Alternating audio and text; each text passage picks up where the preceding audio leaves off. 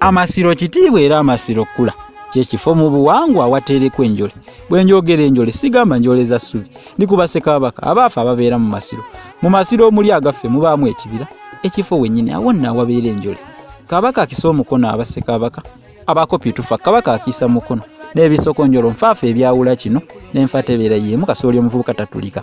Kabaka tafa ngambye akisa mukono. Kyotogombola kizikiddwa okukuba kufa kwa Kabaka, enjuba okwekika mu kire nako okuba kufa kwa Kabaka. Yenze munnabusiro ngundidde nga amasiro anti saza busiro likiza amalala enkizo kubanga amasiro agasinga go gali mu busiro. Kituufu kyaligwanira okuyitwa busiro essaza muliwa bannabusiro nganza abalunda amasiro naye ekigambo masiro abasinga bo kyabalema okutubuulira ensibuko ne bagiraga kiva mu kusira ekikolwa ekyo wakimanyaako bwendifuna wano akadde n'enzitottola oli ebazengalo ozikubenga omuwendule otoliseka enkoko okukira entaja mu ttale.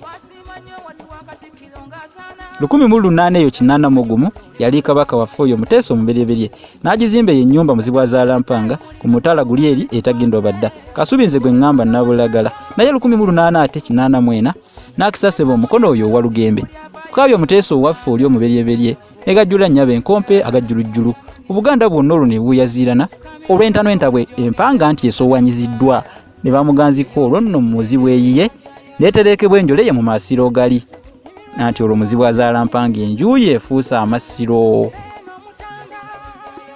Taba walumu kajje taba walumu anti ne mu 19 agattako 10 basamulekere mwanga Lewo David enjole eyo okuva esesere yaterekebwa nayo mu masiro ago ge Kasubi Nabulagala ate mu 1939 ng'ebiro biyiseewo biyezeyeze ebiro biyeze biyiseewo byetuumye omwana we Valina kulabako omusuubika Daudi Chwa gwe ngambye era Bukajumbe neeterekebwa enjole ye mu masiro gano.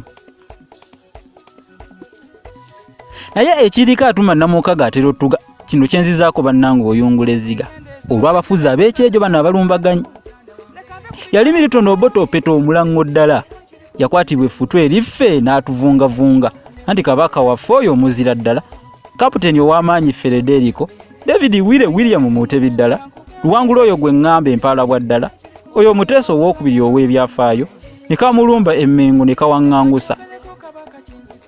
Mujoga nnyo mujoogera ddala mujoga nnyo mujoga ate oba mujoga nnyo ngambye mujoogera ddala nga wano mu kujja bujja nga bwegonza ng'emikira gya kkapa ne buutufuukira labayo nno olukookobe. Bw'atyo mu 1969 yakisa ssebo mukono oluwangula ddala yakisa omukono oluwangula ddala era mu 1972 neeterekebwa enjole ye mu masiro gano. Tekabula musombi akabi tekabula musombi nno bwe kagamba okuyanya 16 eyo mu mwezi ogwokusatu 1210 omwaka ogwo gaayokebwa byamatankana engazi neezaba 7 ngambye ne tubitankana oba ani oyo eyagoocha ne tubitankana nakati twebuuza nnyo kugambye ne tubitankana na buli kati tutongojjedde ate tegannaggwa na buli kati twebuuza ekimpendeggu kyavaawo eyo ekisasule nekigacomeka omuliro olw'effubiitizi lino eriyuliza omufu olubugo ng'anaatunga zinedda Buganda yaffe eno yandibaako abagiriima Yesu ndozoolera waliwo guno ogwakutte egwakoledde n'eŋŋamba nti ono abanja ki nedda tusonde kyabanja olwo nalwo luggwe oba mbuzi ndiga nti gy'ayagala esaalwe tumuwe kiki ddala ddala kitulanga obugobole ze munnabusiro natamwa nnyo mulya lusaalo